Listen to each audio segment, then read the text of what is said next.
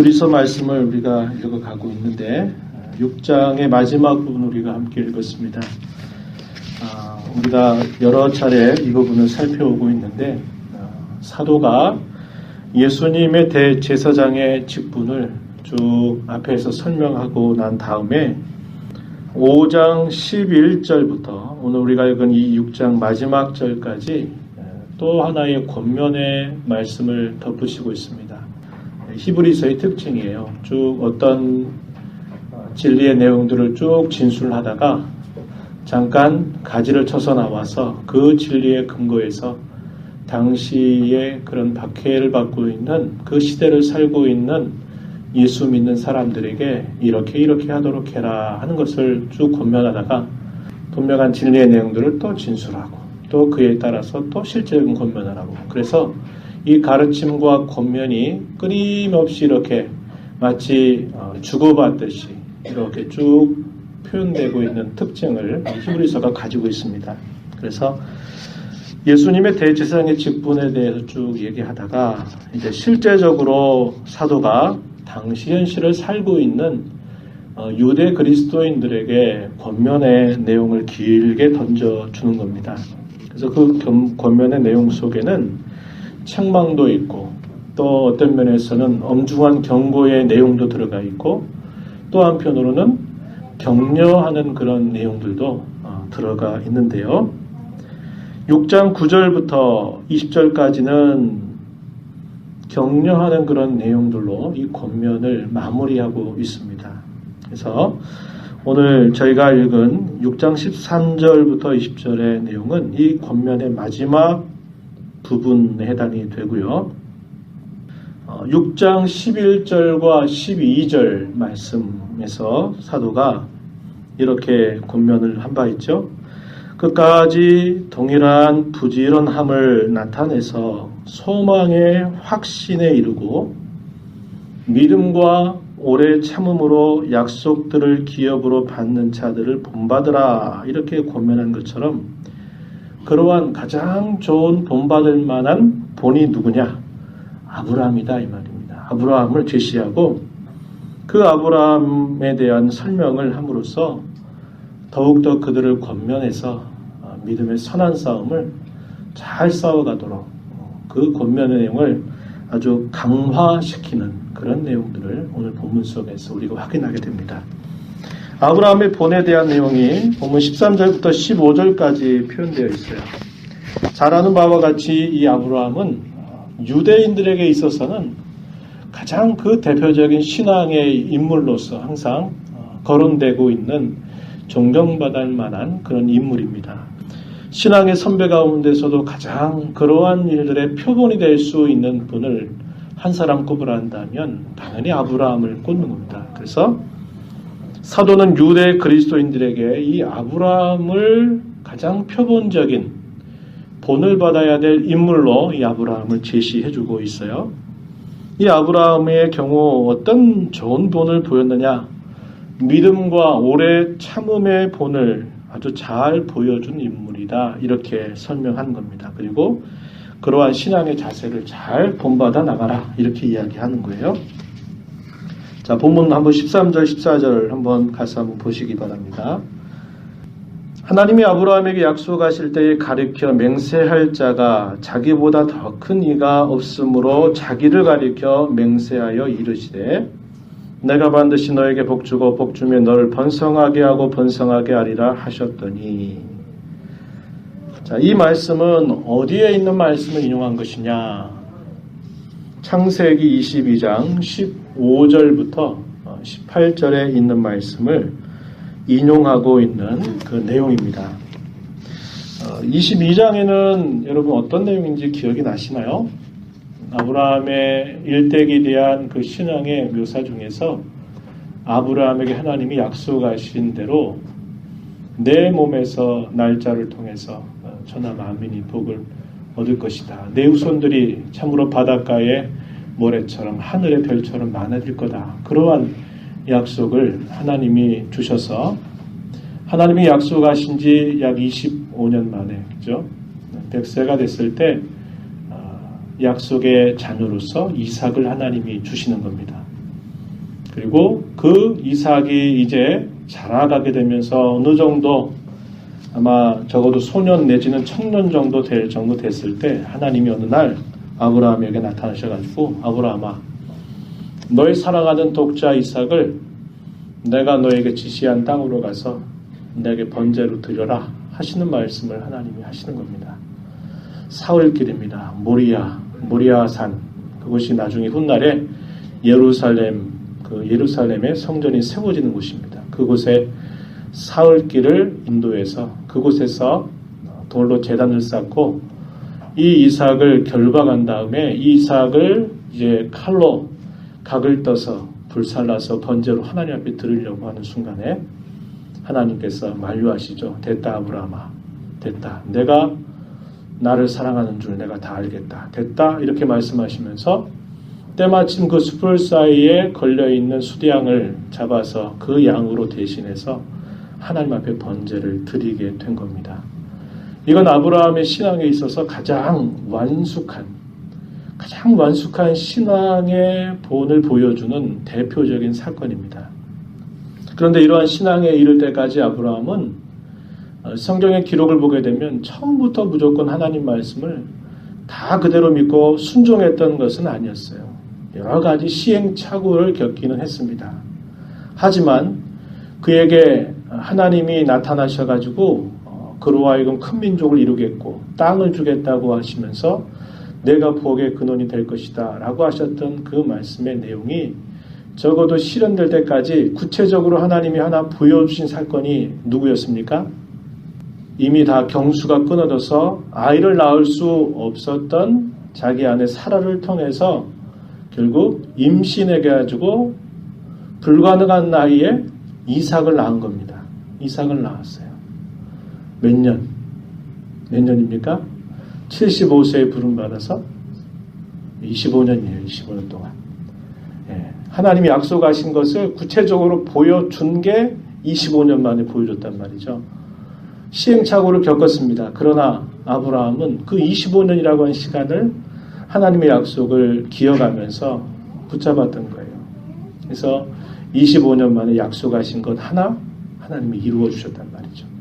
그 기간이 짧겠습니까? 길겠습니까? 긴 시간입니다. 긴 시간이에요. 얼마나 많은 일들을 겪었겠을까요? 굉장히 많은 일들을 겪었습니다. 오늘날처럼 이렇게 나라가 세워져서 나라로부터 보호를 받고 또 그 안에서 안정감을 누리면서 살아갈 수 있었던 25년이 아니었어요. 정처 없이 떠나왔고 그 어느 누구도 안정을 보장할 수 없는 그 세월을 25년 동안 지낸 겁니다. 그래서 그는 결국 하나님이 약속하신 것 중에 하나, 그의 자식 이삭을 받았다 이 말이에요. 25년을 기다려서. 그래서 지금 이렇게 말하는 거예요. 그가 그래서 믿음이 있었다는 것이고 그 믿음을 따라서 그가 아주 오래 참아서 하나님께서 약속하신 것을 다 받은 게 아니라 하나 받았다는 거예요. 그러면서 하나님의 약속이 하나하나 실현되어 가는 것을 그가 바라보았다 이 말이죠. 창세기 22장 15절로 18절 말씀에 이런 말씀을 쭉 길게 해줍니다.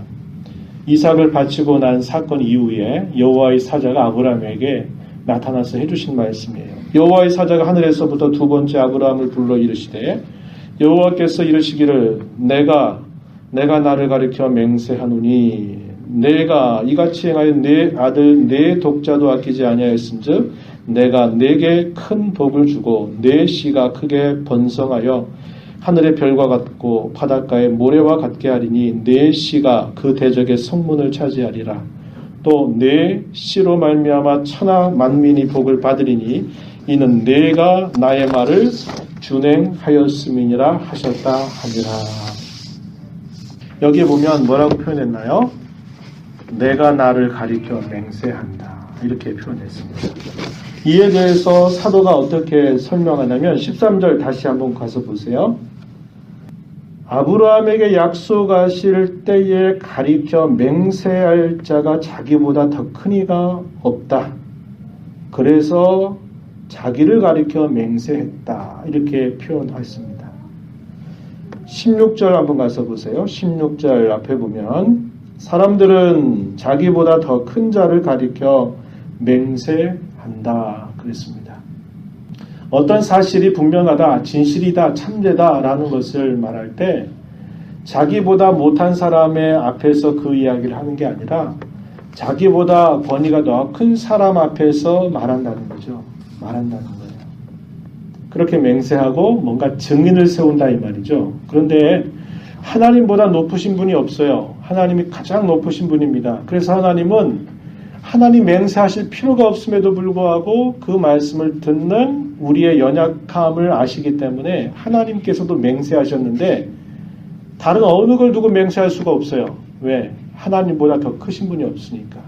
그래서 하나님은 자신의 이름을 거시면서 내가 나를 가리켜서 내가 맹세한다.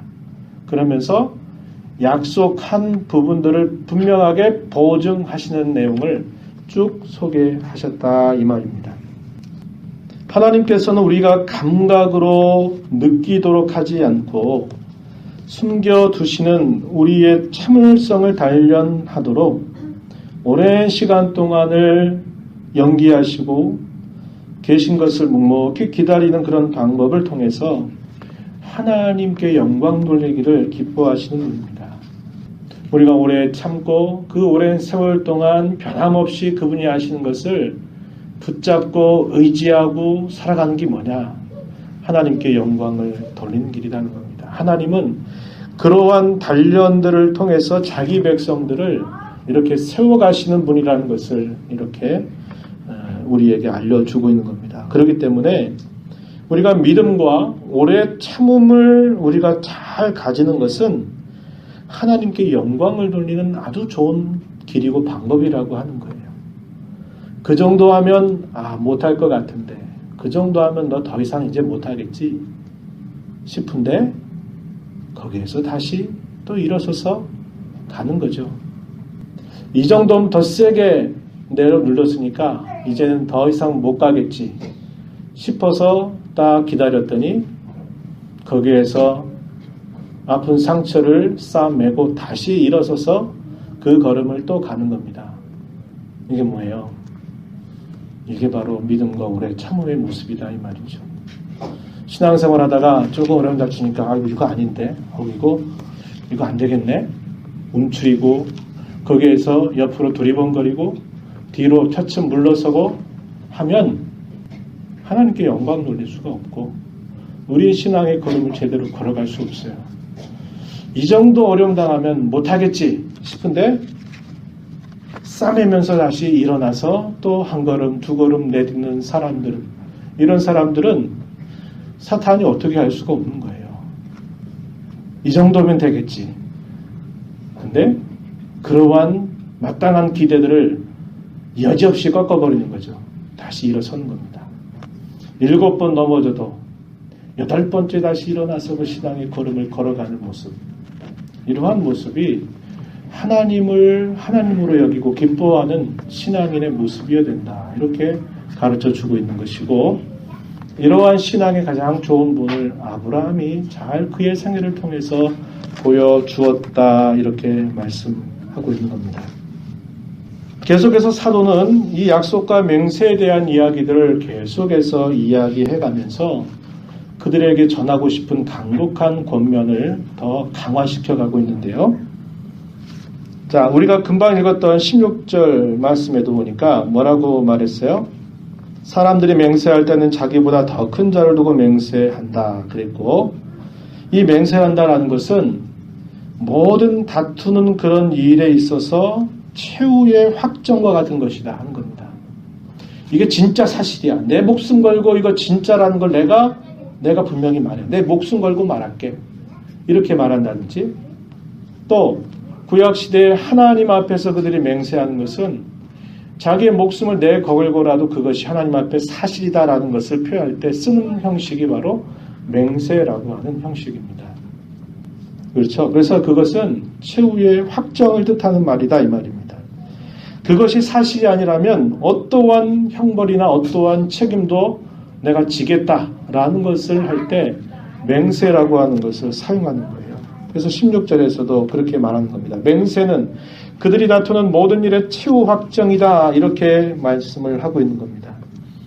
사람 사이에도 이런 맹세가 그러한 성격을 가지고 있다면 하물며 하늘의 하나님께서 자신의 이름을 걸고 맹세를 통해서 약속하신 것을 그렇게 보증하신다면 그것이 얼마나 분명하고 그것이 얼마나 사실이냐 하는 것을 사도가 말해주고 있다는 겁니다.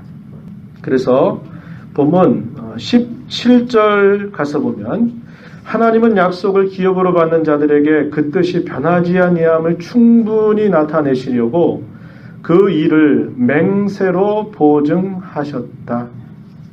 내가 이 사실을 내가 행하지 않는다면, 이루지 않는다면 나는 더 이상 하나님이 아니다. 이 말입니다. 난 더 이상 하나님이 아니야. 이 말은 무슨 말이에요?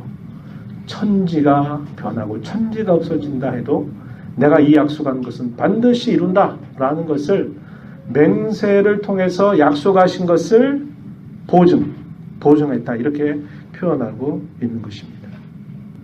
그러면서 18절에서 덧붙여서 설명하기를 하나님의 속성, 하나님의 성품이 이런 성품이라는 거예요. 거짓이 없으신 분이라는 거예요. 거짓말을 할 수 없다는 거죠. 18절에 이는 하나님이 거짓말을 하실 수 없는 이 두 가지 변하지 못할 사실로 말미암아 앞에 있는 소망을 얻으려고 피난처를 찾은 우리에게 큰 안위를 받게 하려 하심이라. 이 두 가지 변하지 못할 사실, 이게 뭘까요? 약속과 그 약속을 반드시 이루겠다고 하신 맹세. 약속과 맹세를 말합니다. 이 약속과 맹세, 이 두 가지 변하지 못할 사실로 말미암아 앞에 있는 소망을 얻으려고 이렇게 표현하고 있는 거예요.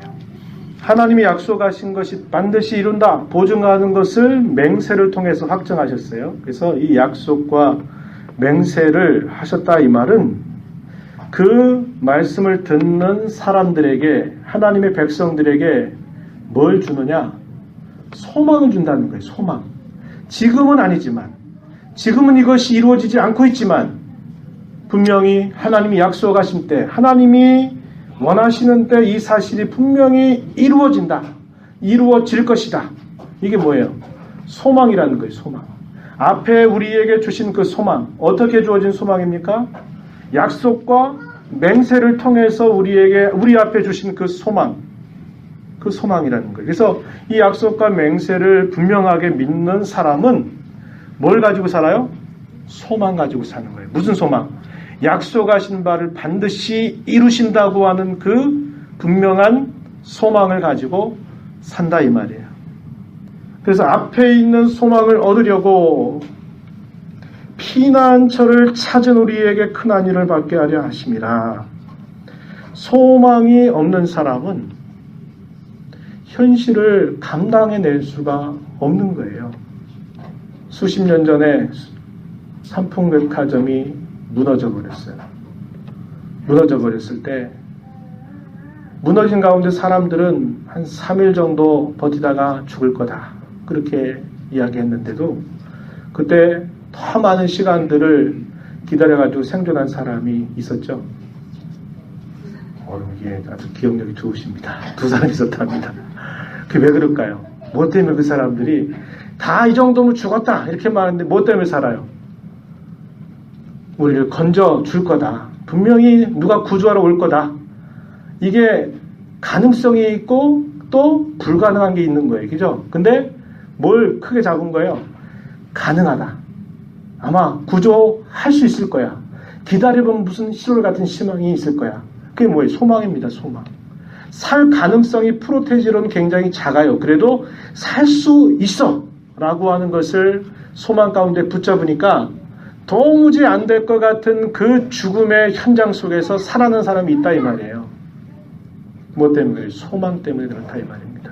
하물며 우리가 세상살이 가운데서 당하는 그 가능성이라고 하는 게 이렇게 작아도 그 작은 것들을 만에 하나 혹은 천에 하나 100에 하나라도 그런 가능성이 있으면 그거 붙잡고 그 가능성을 이루려고 꿈을 갖고 버티고 견디는데 하물며 하늘의 하나님께서 자신의 이름을 걸고 내가 이렇게 너희에게 분명히 해주겠다라고 약속하신 것을 하나님이 이루실 줄 확신하지 못한다면, 그걸 소망으로 삼고 살지 못한다면 뭐를 소망 가지고 살겠냐 이 말이죠.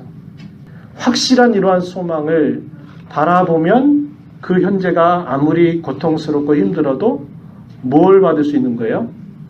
위로, 안위를 받을 수 있다 이 말이에요. 능히 위로하사 우리를 견디게 하신다. 능히 위로하사 우리를 감당케 하신다. 고린도후서 1장에서 위로의 하나님, 바울 사도가 그 이야기를 하고 있어요. 어떤 환난과 박해와 어려움들 속에서도 그 믿음을 붙잡고 견디는 그런 사람들에게 하나님은 위로로 그들을 능히 감당하게 하고 이기게 하시고 극복하게 하시는 그런 분이심을 찬송하는 내용이 이 고린도서 1장에 표현되고 있다 이 말이죠. 그래서 사도는 지금 그것을 말하는 거예요. 그런 소망을 부여잡으라는 겁니다.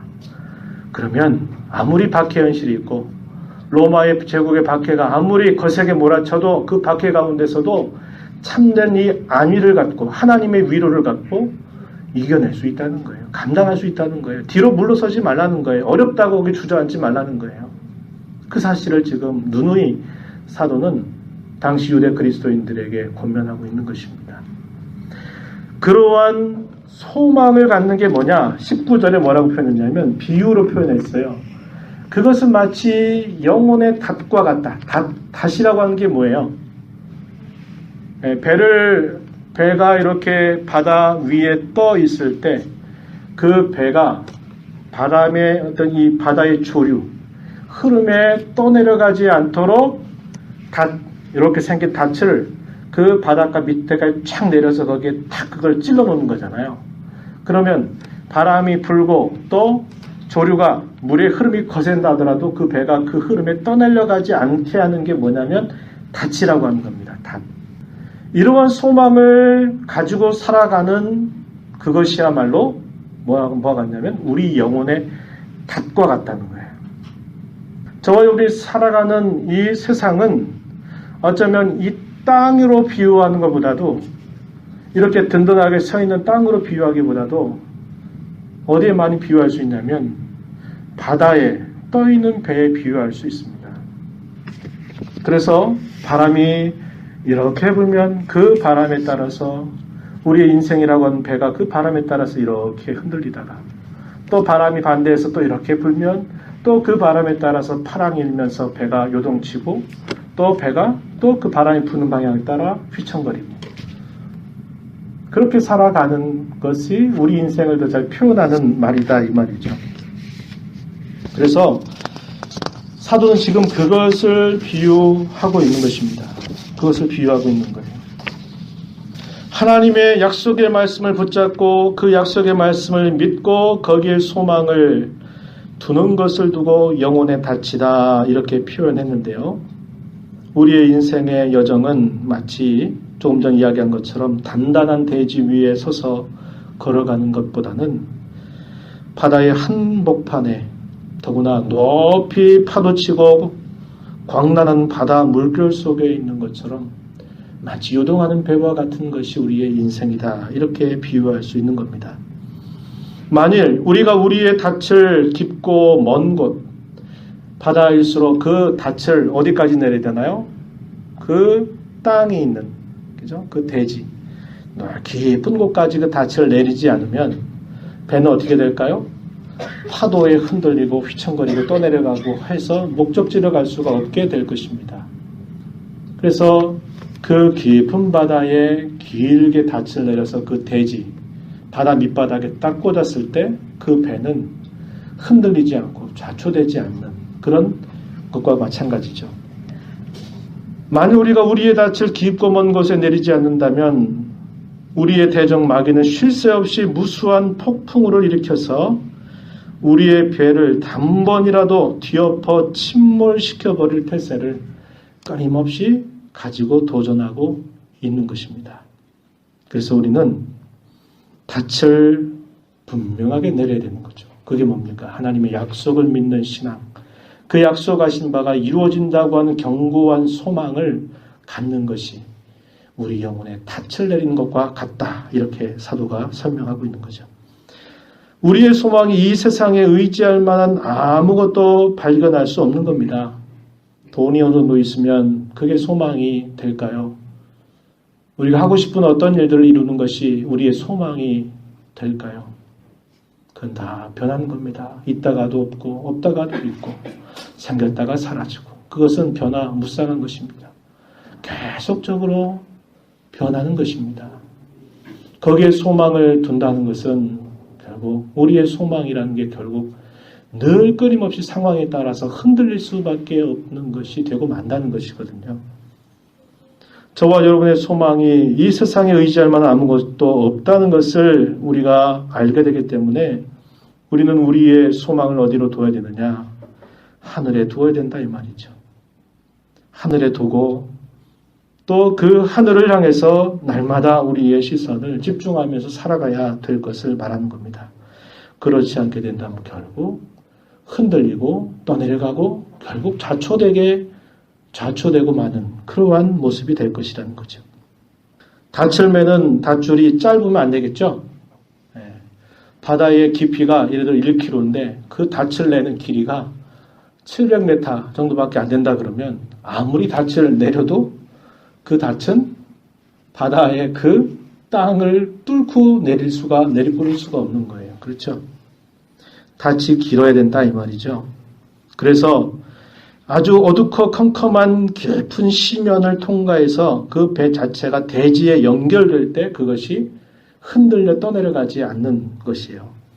그 닻을 길게 내리는 게 뭘까요? 하나님의 진리에 견고하게 서는 것입니다. 견고하게 서는 거예요.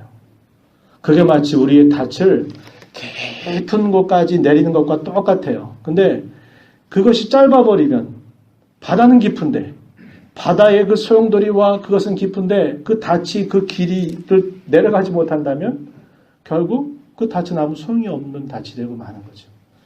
우리가 이 땅을 살아가면서 수없이 많은 그런 여러 가지 유혹과 시련과 어려움들을 신앙 때문에 당하고 사탄은 아까 얘기했지만 마치 광란의 폭풍을 일어가지고 한 번이라도 뒤엎어버리려고 계속해서 우리를 공격해 오는데 우리가 내려야 될 이 소망의 닻이 짧아가지고 이것이 닿지 못한다면 아무 소용이 없다 이 말이에요. 그 닻이 길게 내려가서 그 바다 깊은 그 땅 속을 팍 꽂혀야 된다 이 말이죠. 그게 뭐냐? 하나님 말씀이라는 거예요. 그것을 지금 이것을 이야기하고 있는 거죠. 우리가 그 말씀에 의지해서 우리로 하여금 우리의 시선이 흔들리고 요동하는 이 세상이 아니라 하늘, 이 말은 물리적인 하늘 말하는 게 아닌지 아시죠? 하늘에 누가 계세요? 누가 계세요? 자, 19절에 보세요. 19절 끝자락에 보니까 뭐라고 표현했냐면 휘장 안에 들어간다. 여기 휘장이 구약시대의 성막을 생각나게 하잖아요. 구약시대의 성막 혹은 성전에 들어갈 때 성소와 지성소 사이를 커튼이 이렇게 하나 딱 막고 있는데 그 커튼을 두고 휘장이라고 부릅니다. 휘장. 그렇죠? 휘장 안에 들어간다라는 말은 1년에 한 차례 대제사장이 속죄일 7월 10일 날 이스라엘 백성들의 온 백성들의 죄를 짊어지고 자, 성소에 들어가서 성소로부터 지성소에 단 한 번 들어가는 날이에요. 그때 그 휘장을 열고 지성소 안에 들어가서 백성을 위한 속죄를 대제사장으로서 직분을 행하는 겁니다. 여기서 말하는 휘장은 뭘 말하냐면 결국 히브리서에 말하는 휘장은 구약시대의 그 이렇게 보이는 휘장을 말하는 게 아니라 여기서 말하는 휘장은 하늘의 참된 성소, 하늘을 말하는 거예요. 예수님께서 어디에서 죽으셨어요? 골고다 언덕에서 죽으셨죠. 그럼 물리적으로 그렇게 죽은 것이지만 그걸 해석할 때는 뭐라고 하냐면 하늘의 참 성소에 들어가셨다는 거예요. 대제사장으로서. 완전한 제물로서. 그래서 더 이상의 제사가 필요 없는 영원하고 완전한 제사를 드림으로 완성되었고 더 이상의 희생의 제사가 드려지지 않도록 끝내버리셨어요. 우리 주께서 어디로 올라가셨다고 그래요? 우리 신앙 고백으로. 하늘에 오르셨다고 그랬죠? 하늘. 이런 말하는 물리적인 하늘 말하는 게 아니라 하나님의 계시는 그곳, 부활 승천하신 우리의 중보자께서 계시는 그곳을 지금 휘장으로 이렇게 표현하고 있는 겁니다. 이 휘장에 들어가셨다는 거예요. 20절, 그리로 앞서가신 예수께서 멜기세덱의 반차를 따라 영원한 대제사장이 되어 우리를 위하여 들어가셨다. 그분이 이 생에 제사를 통해서 부활하셨어요. 어디로 들어가시냐? 하늘에 들어가셨다는 거예요. 들어가신 그 주님이 계신 어디에? 하늘에, 우리의 소망에 닻을 거기에 내리라는 거예요. 거기에 내리 뽑으라는 거예요. 그리고 그 내리 꼽는 그 줄을 아까 뭐라 그랬어요? 하나님의 말씀. 그게 짧으면 닿지 못한단 말이에요. 그러면 계속 흔들린다 이 말이죠. 말씀에 근거하고 그 말씀을 굳게 그 닻의 길이를 길게 해가지고 하늘에다가 그 닻을 내리 꽂으라는 거예요. 그러면 이 땅에 살면서 어떠한 시련과 어떠한 폭풍 같은 것들도 사탄이 우리를 이렇게 완전히 뒤엎어버리고 한다 한들 튼튼하고 견고해서 흔들림이 없이 갈 수 있다 이 말이죠. 다 비유의 이야기입니다. 그게 뭐예요? 우리의 신앙 가운데 영원한 주님의 나라에 우리의 분명한 소망을 견고하게 닻으로 내리 꽂고 하나님의 말씀을 붙잡고 그분이 하신 말씀이 분명하게 그분의 이름을 걸고 맹세하신 것이기에 반드시 이루어진다. 그것을 바라보고 매일매일 살아갈 때 그분은 늘 위로를 우리에게 주셔서 그것을 능히 감당하게 하고 이겨나가게 하신다라는 것을 부여잡고 오래 견디고 오래 참고 하는 거예요. 이 말은 단순히 내가 어떤 아픔이나 상처가 왔을 때 그냥 싸매고 견디는 것만 말하는 게 아니라 뭐라 그랬어요? 6장 우리가 지난번에 읽었던 말씀 11절 12절에 뭐라고 말했냐면 우리가 간절히 원하는 것은 너희 각 사람이 동일한 부지런함을 나타내 끝까지 소망의 풍성함에 이르는 걸 원한다 그랬어요. 우리의 가야 되는 신앙의 걸음에서 물러서지 않고 끝까지 그 모습을 유지해 가라는 거죠. 기도 생활 유지하라는 거예요. 말씀 배우고 듣는 시간 유지하라는 거예요. 하나님의 사랑 전하라? 그럼 전하는 것도 유지하라는 거예요. 그게 뭐예요? 끝까지 가는 겁니다. 계속 그걸 가는 거예요. 누가 뭐라 그래도 우직하게 가는 거예요. 이거예요. 상처받고 아픔 당했을 때 그때 견디자, 참자. 이건 소극적인 거예요. 적극적인 건 뭐예요? 내가 하고 있는 이 신앙의 걸음을 뒤로 물러서지 않고 더하면 더했지 내 하던 일들을 게을리하게 하고 내가 하던 일들을 주춤거리게 하지 않고 끝까지 우직하게 앞을 향해서 나아가는 거죠. 이게 오래 참음이라 이 말입니다. 사도는 이것을 당시의 그리스도인들에게 그리고 이 말씀을 읽는 모든 주님의 자녀들에게 이 교훈을 강조하고 있다라고 하는 것입니다. 우리의 신앙은 하늘에 계신 그리스도에게까지 도달하기 전에는 계속 불안정하게 돼 있어요. 불안정하게 돼 있고 위험합니다. 이건 무슨 말이에요? 그리스도도 붙잡고 세상에 정처 없이 변하는 것도 붙잡고 이렇게 어정쩡하게 하면 계속 흔들리고 요동치고 계속 위험 상태에 놓여있다 이 말이에요. 계속 사탄이 건들면 계속 그 건드린 것에 따라 왕장 흔들리고 한다 이 말이에요. 어떻게 하는 겁니까? 오직 그리스도에게만 그분에게만 우리의 시선을 집중하고 우리의 신앙을 거기에 집중하라는 거예요. 그런 자세로 살아갈 것을 요구하고 있다 이 말입니다. 우리가 이 말씀을 생각하면서 여기 우리가 읽었던 말씀 중에 피난처를 아까 표현했죠. 18절에 앞에 있는 소망을 얻으려고 피난처를 찾은 우리, 여기 피난처를 찾는다 이 말의 의미가 무슨 말이냐면 여러분 구약 성경에서 우리 함께 읽었었죠. 내가 의도하지 않고 사람을 죽이게 되면 이스라엘 백성들에게 하나님이 피할 길을 주셨어요. 그게 뭡니까? 가나안 땅에 요단강을 중심으로 해서 동편과 서편에 세 곳씩 뭘 주셨죠? 도피성. 내가 의도하지 않고 사람을 죽이면 그 피해 보복자들이 가족이 되죠. 가족이나 친족이 피해 보복자예요. 그러면 그 피해 보복자에게 잡히는 순간 죽어도 어떻게 하소연할 수가 없는 거예요. 그렇기 때문에 내가 의도하지 않게 뭘 하다가 다른 사람을 죽였으면 그 사람은 앞뒤 돌아보면 안 돼요. 어디로 가야 되냐면 자기가 있는 곳에서 가장 가까운 도피성으로 무조건 달려가야 돼요. 자기가 아무리 의도하지 않고 죽였다 그래도 피해 보복자가 쫓아가서 도피성 가기 전에 잡으면 죽으면 그냥 죽어야 돼요. 죽어야만 됐어요.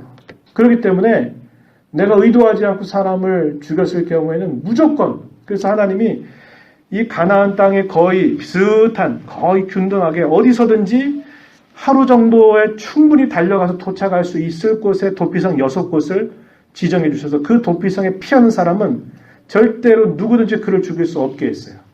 물론 그 사람이 진짜 살인했다면 그때는 소용없지만 정말 의도하지 않고 사고로 사람을 죽이게 된 경우에는 절대로 그 사람을 죽일 수 없도록 하나님 막아주셨어요. 여기서 피난처를 찾는다 말이 그 말입니다.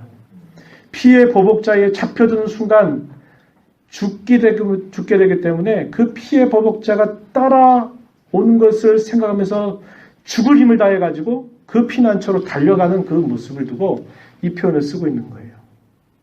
저와 여러분이 어려움을 당하거나 어떤 일들이 있을 때 우리의 피난처가 되시는 그리스도를 향해서 죽을 힘을 다해서 달려가는 그런 자세를 이렇게 표현하고 있는 거거든요.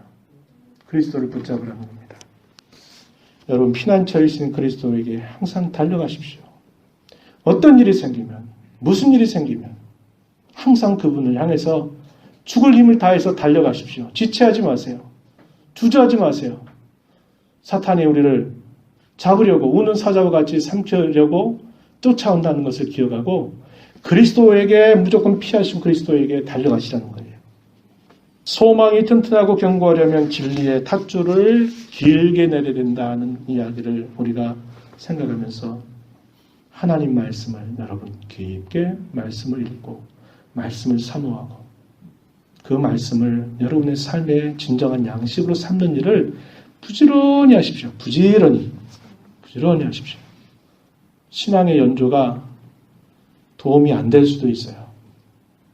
그냥 어깨너머로 듣고 배웠던 그런 들은 말씀 말고 여러분의 삶으로 이 말씀을 빨아들이는 그런 자세를 가지고 늘 하나님의 말씀을 사모하고 그 말씀을 진정한 소망으로 위로로 삼고 살아가는 자세를 우리가 이 땅에 사는 동안 언제든지 게을리 해서는 안 되는 것을 우리가 배울 수 있는 것입니다. 이런 하나님의 은혜가, 이런 하나님의 권면이 우리의 삶 속에 견고하게 뿌리 내리기를 진심으로 바랍니다.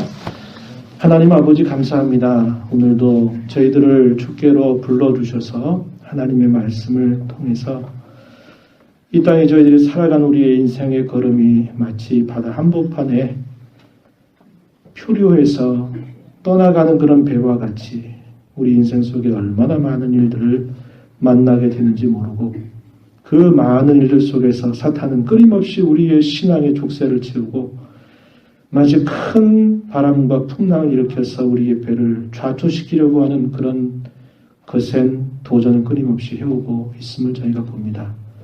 하나님 아버지, 주의 거룩하신 이름을 두고 맹세하셔서 우리에게 약속하시는 것을 우리의 소망의 닻으로 삼고 하늘에 계신 우리의 중보자 예수 그리스도를 언제든지 바라보고 주님이 우리의 진정한 도피성역 피난처임을 기억하면서 주님께로 항상 달려가는 그런 신앙의 걸음을 걸어가게 하시고 어떤 상황이나 어떤 형편들 속에 어려움을 당한다 그래서 그것 때문에 또 흔들리고 좌초되지 않게 하시고 또한 저희들에게 주신 이 신앙의 걸음들을 더욱더 힘써 앞을 향해 전진해가는 그러한 걸음을 힘써 걸어가도록 저희들에게 크신 은혜를 더하여 주시옵소서. 남은 3일 동안도 하나님의 말씀을 부여잡고 승리의 삶을 살아가는 저희 모두가 되도록 도와주옵소서. 예수님의 귀하신 이름으로 기도하옵나이다. 아멘.